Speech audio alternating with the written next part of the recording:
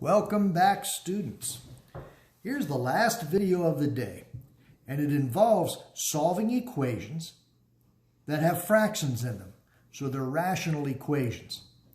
And using least common denominator, like we did in the last video, is going to be helpful on some of these problems. Here's how I'll start number one. I notice that it's an equation. And the first thing that I know about equations is I can do anything I want to the left side of the equation so long as I do the same thing to the right side of the equation.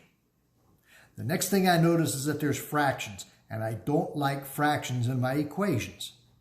So what I'm going to do is multiply both sides of the equation by the denominator of 5. I'll multiply this side by 5. And I'll multiply everything on this side by 5. Now watch what happens. On the right-hand side, it's just 5 times 9 is 45. On the left-hand side, when I multiply these fractions together, this 5 in the bottom and this 5 in the top cancel, leaving me with just x. Minus, this is just 5 times 2 is 10. Now the answer to this equation is the same as the answer to the original equation. But this equation is very easy to finish. In order to get x by itself, I must get rid of the 10. The inverse to subtraction is addition. So I'll add 10 to both sides of the equation. 45 plus 10 is 55.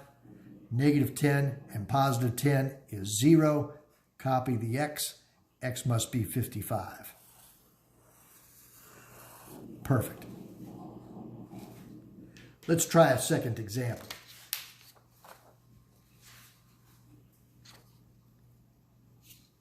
Look how this is similar to the first problem. It's an equation, so I can do anything I want to one side so long as I do the same to the other. It's an equation with fractions. We don't like fractions. So what we'll do is we'll multiply both sides of the equation so that there are no fractions. What should I multiply both sides by? Well, we'll use the least common denominator. What do 5 and 6 both divide into? 5 and 6 both divide into 30. So we'll multiply this side by 30. And we'll multiply this side by 30.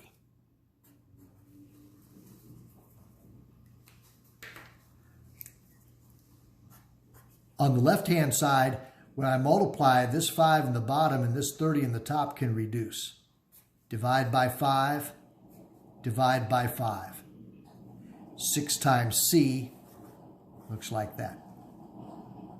On this side, we'll do the same thing. We'll reduce. I can reduce the 6 in the bottom with the 30 in the top. Divide by 6 is 1. Divide by 6 is 5. Now that 5 I will distribute. 5 times c, 5 times 2.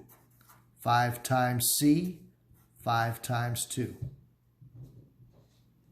Now if I want to solve for c, well, I don't want c's on both sides of the equal sign. Let's get rid of this 5c.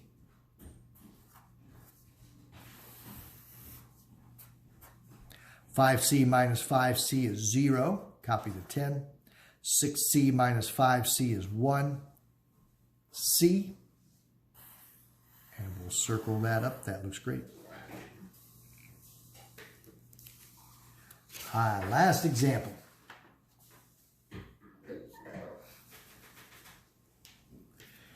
It's an equation, and there are fractions. So we should multiply both sides by whatever it takes to get rid of the fractions.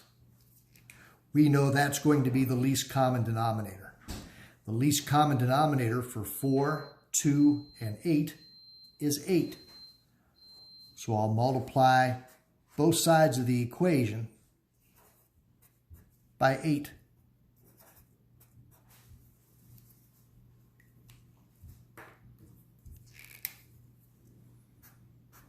This side's very nice. The 8's cancel, leaving nothing but a. On this side, I'll reduce the 4 and the 8. Divide by 4, divide by 4. Now take that 2 and distribute. 2 times A, 2 times 5. 2 times A, 2 times 5. We'll do the same thing here. Reduce the 2 and the 8. Divide by 2, divide by 2. Now take that 4 and distribute. 4 times A, 4 times 5. 4 times A, 4 times 5. Let's combine like terms. 2A and 4A is 6A.